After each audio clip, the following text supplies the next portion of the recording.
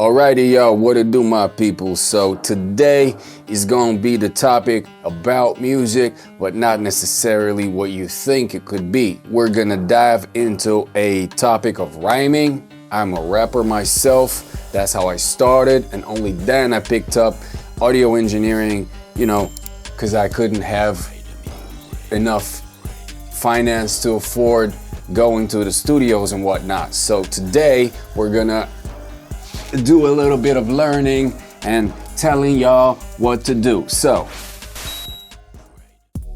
let's just start with that. Rhyme anything. So rhyme anything. What is a rhyme?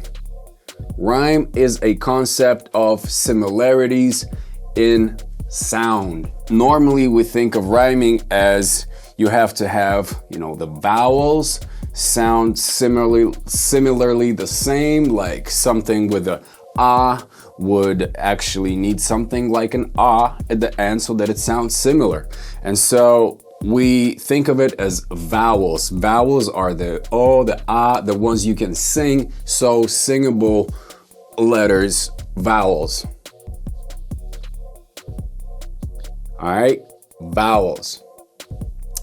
But we also forget that there are consonants, which are the k, s, t, f, the ones that are like the transients. So vowels would be the tonal counterpart, and consonants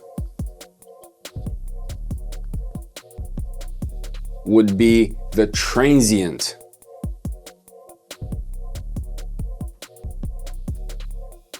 So the tonal could be bass, string, that kind of stuff, instrumentation, all right? And the transient could be drums, kick, percussion, hi-hats, snares, all that stuff. Something like snaps, and those are for the instruments.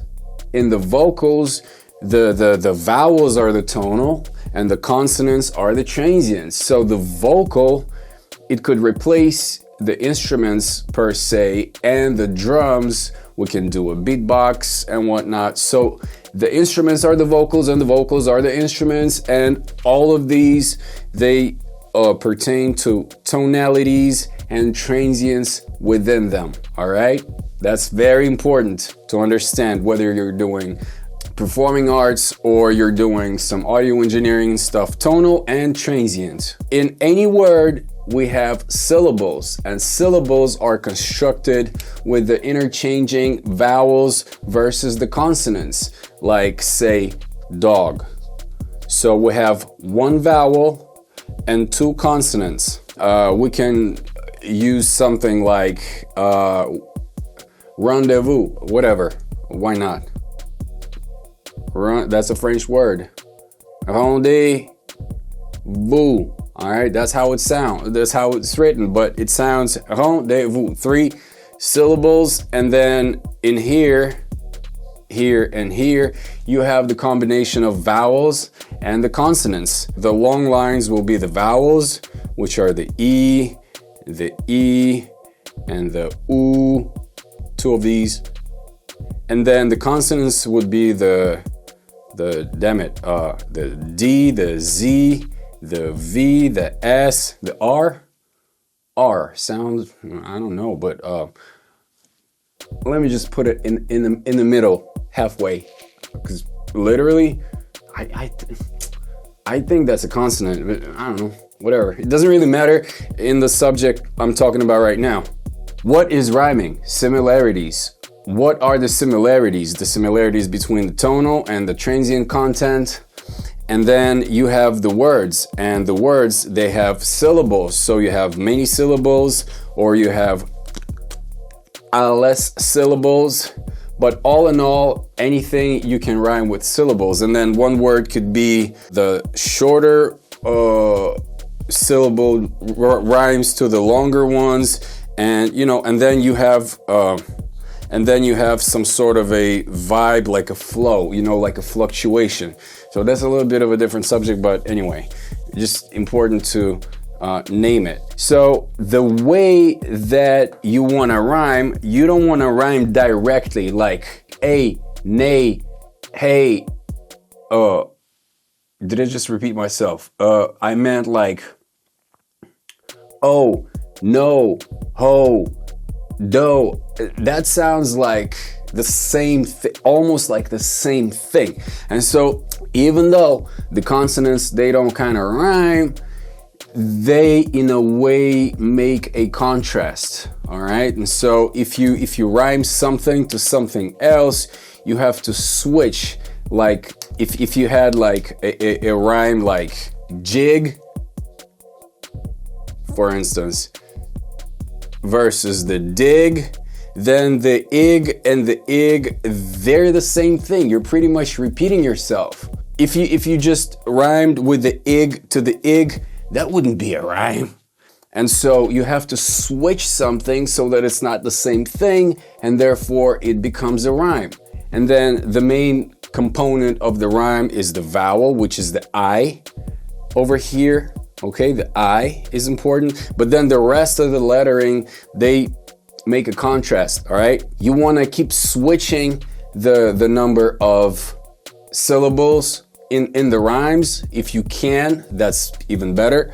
And then as well, you have to stick to some sort of a vowel that repeats itself, and then you have to switch the consonants. All right, so that it doesn't repeat itself, because the jig with the D would become the dig to the dig, which is just repeating itself. And we get to an important part, and those are called the voiced or the voiceless consonants. Voiced versus voiceless consonants. And they are, when we were small kids and we went to the school and whatnot, then we did have some grammar, all right?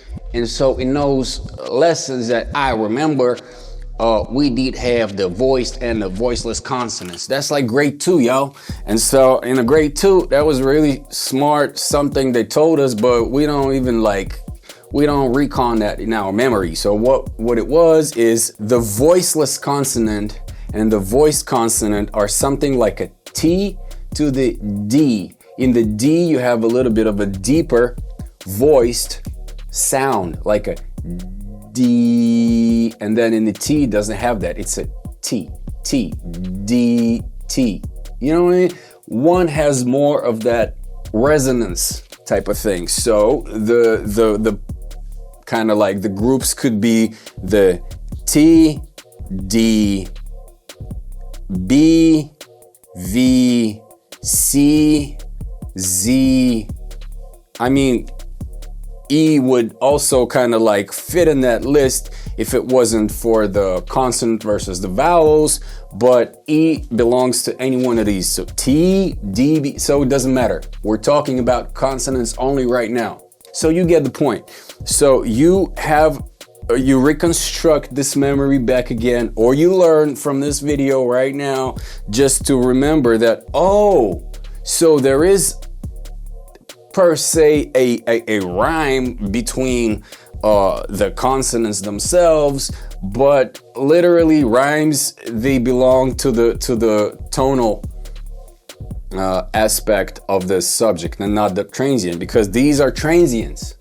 All right, but you should remember that in order to rhyme anything to anything. And how you do that, this is the hard part. So we're gonna try to create some words. All right, so forget about the jig and the dig and whatnot, and then forget about this. This is so easy that you should already put it in your memory if you're watching this video and you need to learn something. That's it. Just learn the tonal and the transient, the rhyming similarities, and this would be a key for you to unlock rhyming anything to anything. So give me a word. Oh, right, you can't. So I'm gonna have to figure it out on my own. All right, marker. Okay, so we go with the word marker. That's a difficult one. Marker, larker, barker. I don't know. It's hard for me to make a rhyme. What little little hint over here is that you don't have to rhyme to this exact word, because your brain starts fiddling with these letters to make something new, and sometimes it's impossible because maybe there's one rhyme to this word and you need like 8, you need like at least 2 or 4 or something like that. Or let's get smart, we use this in the concept of this, so this plus this becomes that. And so what do? We go to the chart, which is actually not full over here. Just, figure it out on your own, have some homework done. And so the marker, the M, could become an N, and I don't know, M&M, I don't know. So another one could be the K, could be the G, so the G, T, so the T, and then even the F, the T, the F, they kind of like sound similar. So the F, let's just say it's enough for this example. So the marker could become a narker, whatever. And even the narger, narter, and narfer. My brain starts developing this, and then I could be like, oh, maybe it starts with a F instead of the M or the N. So the farker, wow, farker. Okay, that's interesting. So let me just put the F, and then the A could become the O, but it doesn't matter. Let's just keep the A, so the Fa, and then the R. So the Mar could become a far. That's that interplay where you don't rhyme the Mar to Mar. Now, all of a sudden, you have far instead of the Mar. You're like, wow, that's interesting. And the brain starts giving you different other new words that you forgot about and start rhyming to them. So you create a weird word that doesn't exist in a dictionary, and that word becomes your intermediary between the word A and the word C. Non-existent vocabularian concept word that helps you transition between the first one and the last one. And then on your own, the brain just could not develop anything out of this weird word marker. So the marker would become farther. Okay, farther.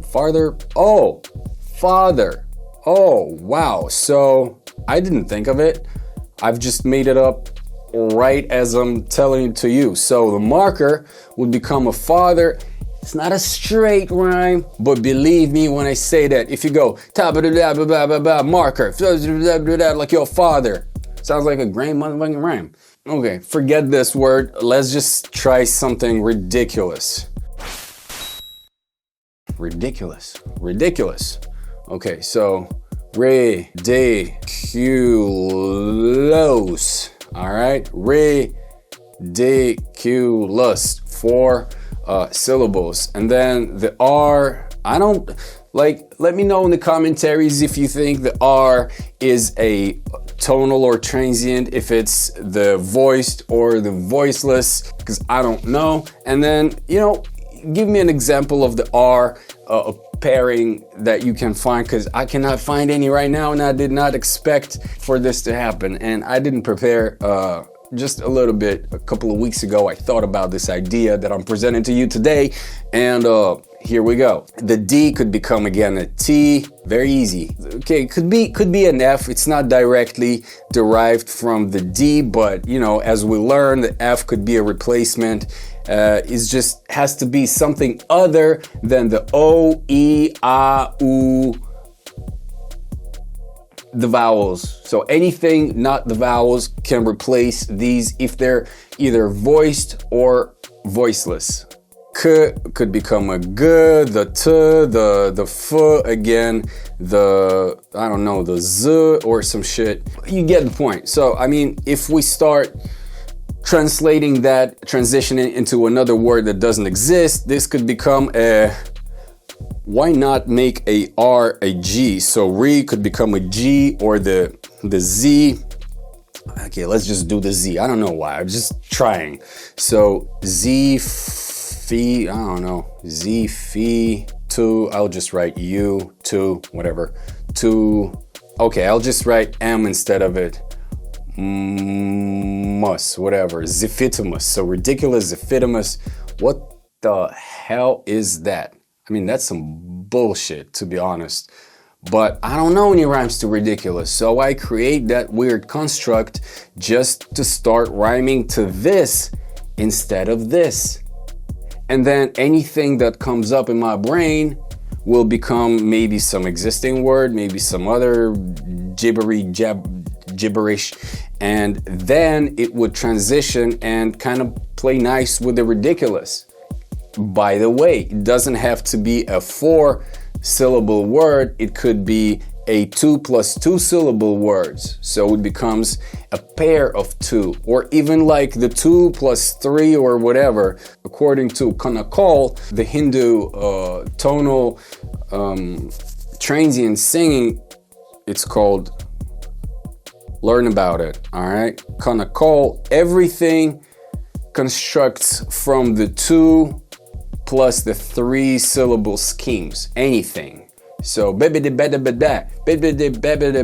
like what, like 7 or something.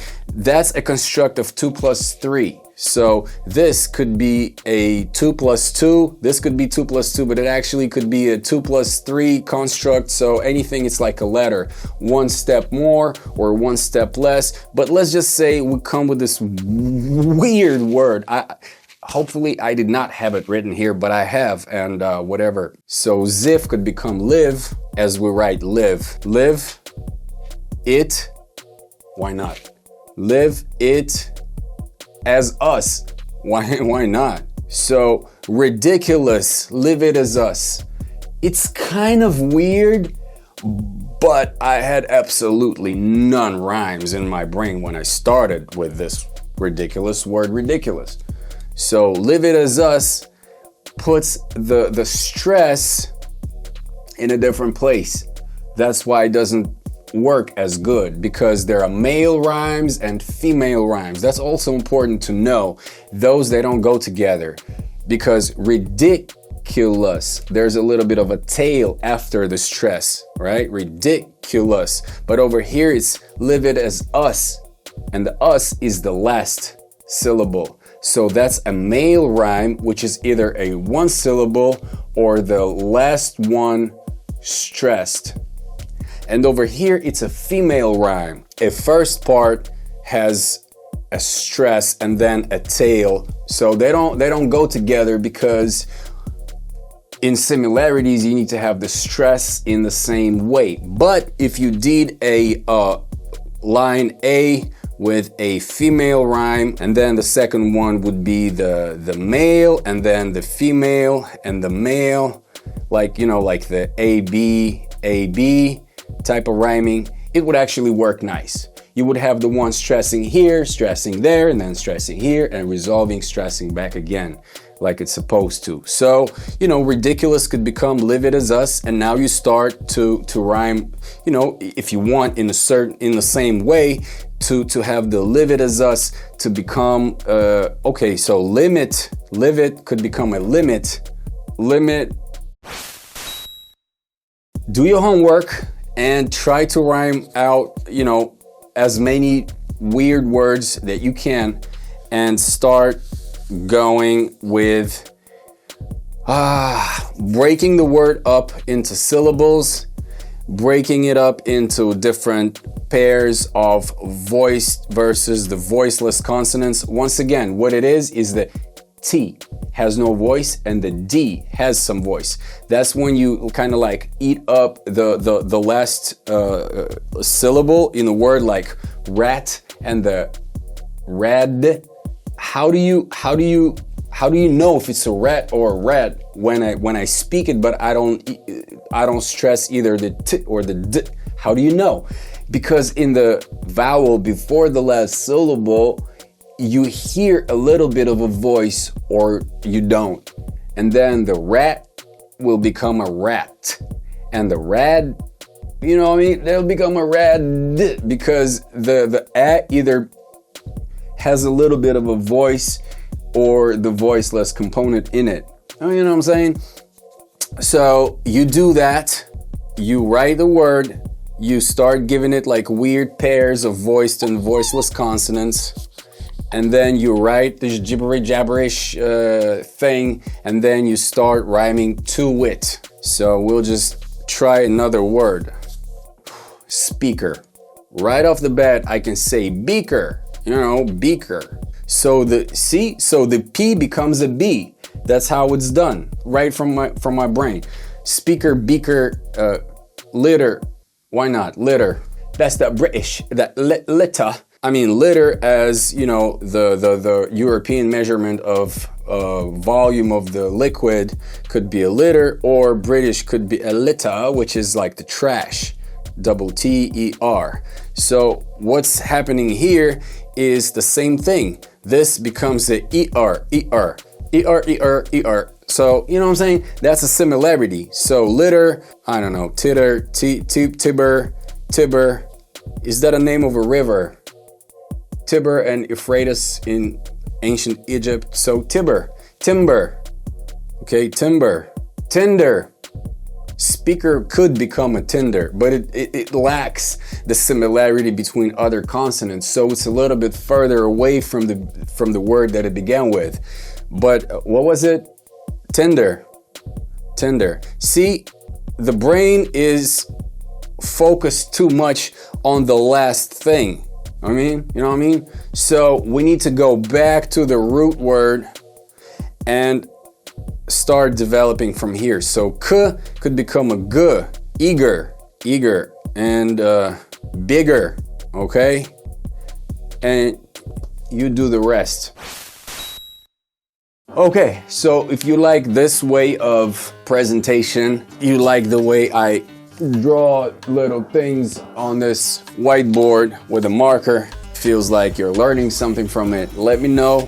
Subscribe below, because I'm gonna do more of these. It doesn't involve me recording screen captures and whatnot, so it's kind of easier to do.